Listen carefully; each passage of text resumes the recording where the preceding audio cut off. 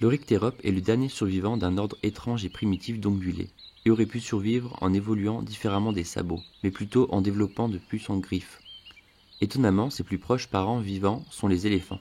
Ils partagent peu de caractéristiques anatomiques avec d'autres afrothériens, mais beaucoup sont en partie africains dans leur distribution. Cela reflète probablement le fait que l'Afrique était une île au début du Cénozoïque.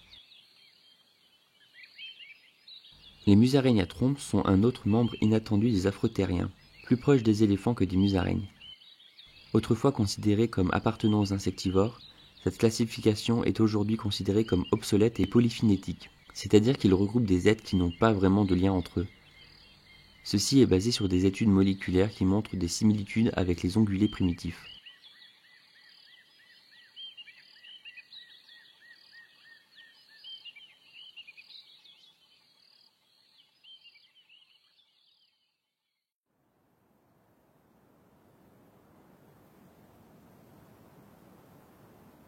D'autres afrosauricides, comme les taupes dorées, sont un bon exemple de convergence évolutive avec les vraies taupes. Ils partagent le même comportement et le même aspect, mais ils ne sont pas apparentés. Ils possèdent un cloaque et les mâles n'ont pas de scrotum. Certaines espèces n'ont pas du tout besoin d'eau.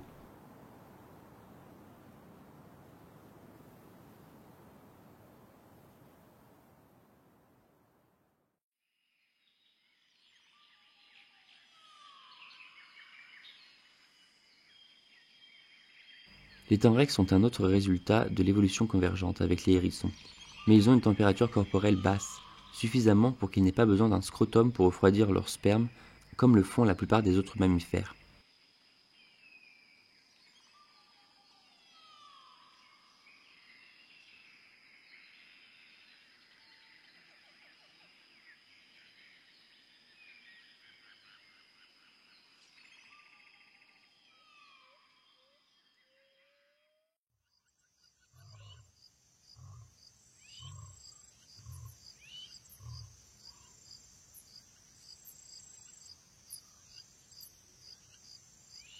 Dans le passé, les damans étaient plus diversifiés et répandus. Ils étaient les principaux herbivores terrestres d'Afrique, tout comme les ongulés à doigts impairs en Amérique du Nord. Pendant le Miocène, cependant, la concurrence des bovidés nouvellement développés, qui étaient les brouteurs et des nageurs très efficaces, a déplacé les hyrax dans des niches écologiques plus marginales. Les descendants des hyracoïdes géants ont évolué de différentes manières. Certains sont devenus plus petits et ont évolué pour devenir la famille des hyrax modernes. D'autres semblent avoir pris l'eau, donnant finalement naissance à la famille des éléphants.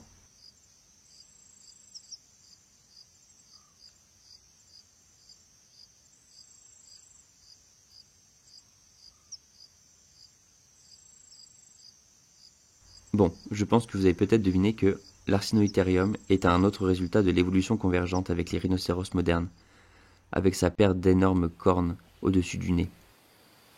Mais ses pattes étaient colonnaires, c'est-à-dire plutôt rigides, similaires à celles des éléphants. Les hanches ressemblaient également à celles des éléphants. Ils vivaient dans les forêts tropicales humides et au bord des mangroves.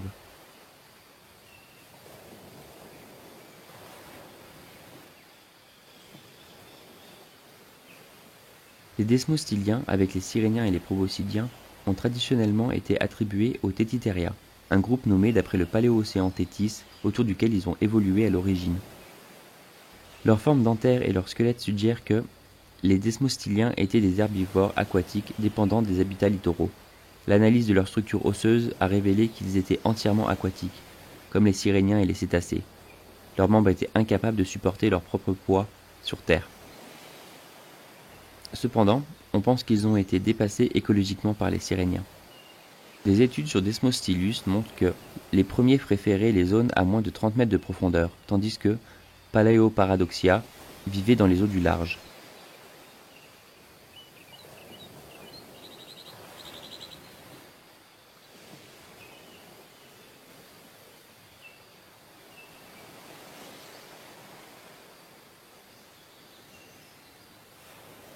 Porastomus est le premier sirénien découvert. C'était une créature amphibie ressemblant à un hippopotame, avec une prédominance à un mode de vie terrestre. À en juger par ses molaires en forme de couronne et la forme de son museau, il se nourrissait de plantes molles.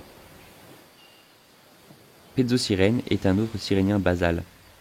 et il est un exemple de forme de transition entre les mammifères terrestres et marins. Les épisodes de submersion de la Jamaïque à la fin de l'Éocène pourraient être à l'origine des Siréniens. Le reste de la faune fossile qui l'accompagne se compose principalement de vertébrés aquatiques. Les dents des éothéorides étaient relativement peu spécialisées par rapport à celles des Siréniens existants, qui sont réduites en raison d'une adaptation pour se nourrir d'herbes marines. Ils étaient liés aux dugongs modernes, tels que la rétine de Steller qui s'est éteinte durant le XVIIIe siècle. C'était le plus gros sirénien, et il se déplaçait très lentement. Malheureusement, la description de cet animal explique son extinction. De nombreux marins et explorateurs ont profité de la lenteur de cet animal qui représentait une immense source de nourriture dans une région difficile pour l'homme. Ils ont été tués jusqu'au dernier. Les dugongs broutent les herbes sous-marines jour et nuit, les déracinant avec leur museau poilu et sensible, mordillant avec leurs lèvres rugueuses.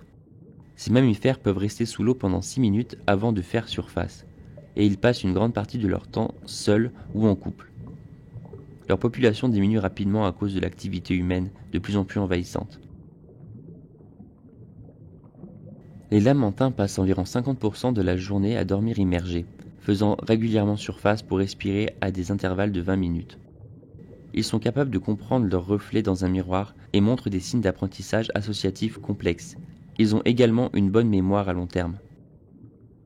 Les principales causes de décès des lamantins sont des problèmes liés aux hommes, tels que la destruction de l'habitat et des objets humains qui polluent son environnement. Beaucoup de lamantins portent de lourdes blessures dues à des collisions avec des bateaux.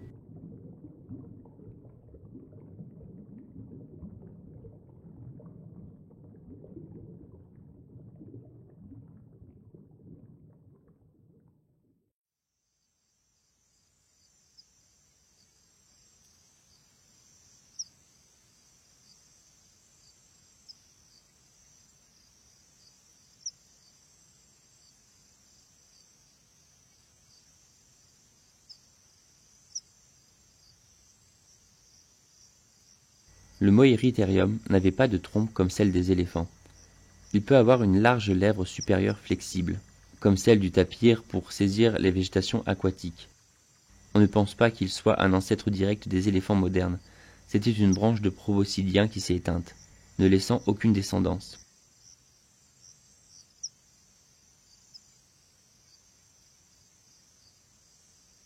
Le proboscidien le plus basal est peut-être le Phosphaterium, qui a vécu à la fin du Paléocène. La forme de sa tête laisse penser qu'elle finissait en un museau, avec une mâchoire arrondie. Des mammifères similaires dans son ordre conservaient un nez ressemblant davantage à un museau, ce qui était également un facteur lié à son mode de vie semi-aquatique. Mais le premier proboscidien de grande taille était Barytherium. Il pesait environ 2 tonnes, et ses fossiles étaient caractérisés par un fort dimorphisme sexuel.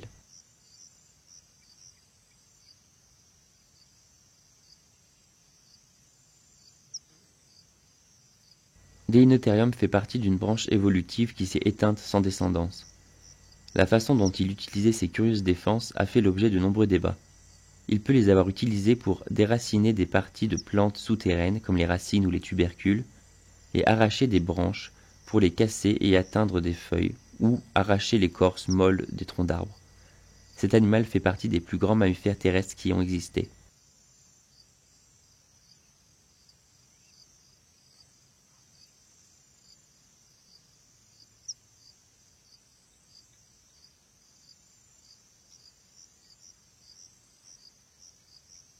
On pense que Paléomastodon, avec Phiomia, sont les ancêtres directs des éléphants et des mastodontes. Leur défense inférieure était des cônes plats plutôt que pointus, et étaient probablement utilisés pour prélever des plantes dans les eaux marécageuses. Les défenses de la mâchoire supérieure de Phiomia peuvent avoir été utilisées pour se défendre ou pour gratter l'écorce des arbres.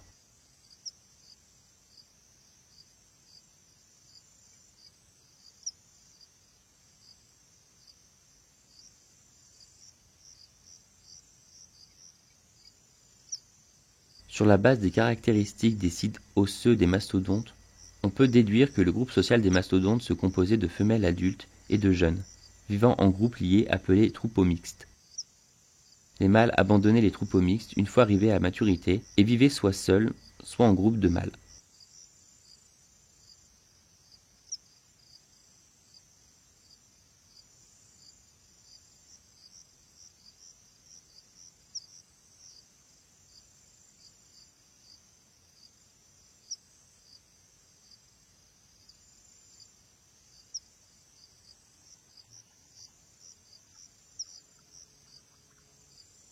L'attribut le plus flagrant d'Amébélodon sont ses défenses inférieures qui sont étroites, allongées et nettement aplaties.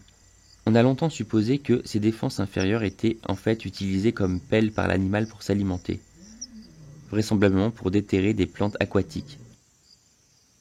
Les motifs d'usure sur les dents de Platybélodon suggèrent qu'il utilisait ses défenses inférieures pour enlever l'écorce des arbres. Il peut avoir utilisé ses incisives acérées qui formaient le bord de la pelle, plus comme une faux des temps modernes.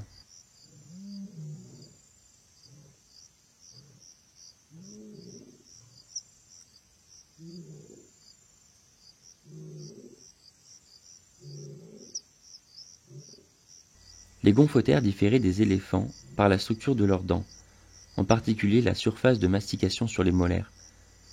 Cuvierinus aurait ressemblé superficiellement aux éléphants modernes avec des défenses en forme de spirale.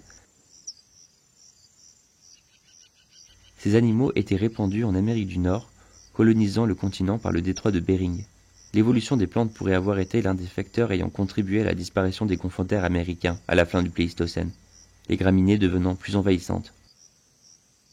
Le changement climatique et la prédation humaine ont également été considérés comme cause possible de leur extinction. Contrairement aux éléphants modernes, les défenses supérieures du Gomphotherium étaient recouvertes d'une couche d'émail. Ils vivaient probablement dans les marécages ou près des lacs, utilisant ces défenses pour creuser ou gratter la végétation aquatique. Anancus avait plus l'apparence d'un éléphant moderne. Il semble qu'il vivait dans les forêts se nourrissant d'arbres et de racines qui affleuraient le sol. Ils se sont éteints quand les forêts ont cédé leur place aux prairies.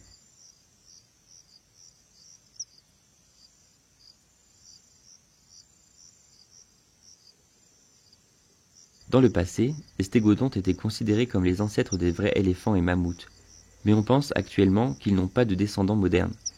Ils étaient probablement de bons nageurs, car leurs fossiles sont fréquemment rencontrés sur les îles asiatiques, des espaces non reliés par des ponts terrestres avec le continent, même pendant les périodes de bas niveau de la mer.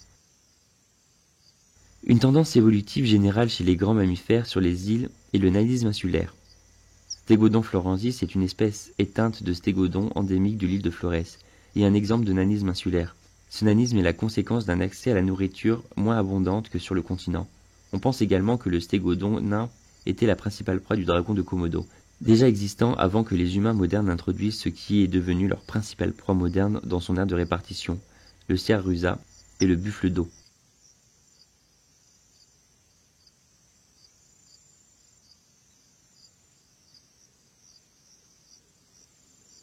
Les proboscidiens ont connu plusieurs tendances évolutives, telles qu'une augmentation de la taille. Comme pour les autres méga-herbivores, y compris les dinosaures sauropodes éteints, la grande taille des éléphants s'est probablement développée pour leur permettre de survivre sur une végétation à faible valeur nutritionnelle. Leurs membres sont devenus plus longs et les pieds plus courts et plus larges. L'éléphant d'Afrique a développé une grande intelligence et possède un très grand néocortex complexe, un trait qu'il partage avec les humains. Le cerveau de l'éléphant est similaire à celui de l'homme en termes de structure et de complexité. Par exemple, le cortex de l'éléphant possède autant de neurones que celui d'un cerveau humain. L'éléphant de forêt d'Afrique est la plus petite des 3 espèces d'éléphants existants. Un aspect unique de l'écologie des éléphants de forêt est l'attrait qu'ils ont pour les clairières de la forêt, appelées baies par les Centrafricains, où ils recherchent des minéraux et des interactions sociales.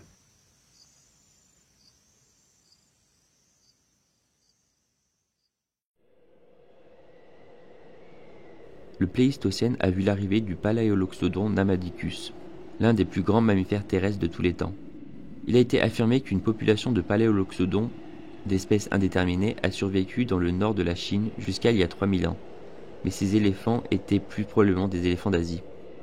Les mammouths sont issus d'une espèce ancestrale appelée mammouth africain. Ces mammouths vivaient en Afrique du Nord et ont disparu il y a 3 ou 4 millions d'années.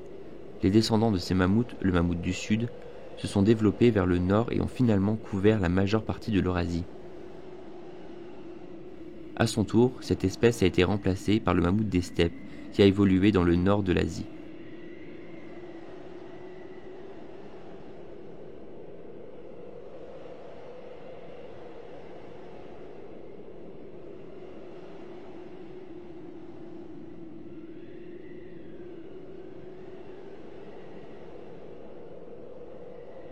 Certains mammouths sont devenus petits à cause du nanisme insulaire, comme le mammouth pygmée.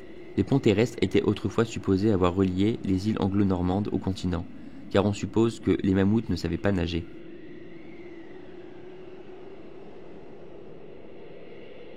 Mais l'espèce la plus connue est le mammouth laineux.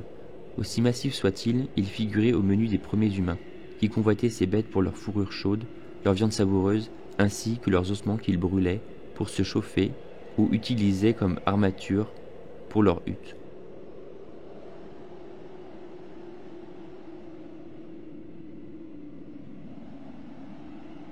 En fait, la patience et la coopération nécessaires pour abattre cet animal ont été le facteur clé du développement de la civilisation humaine.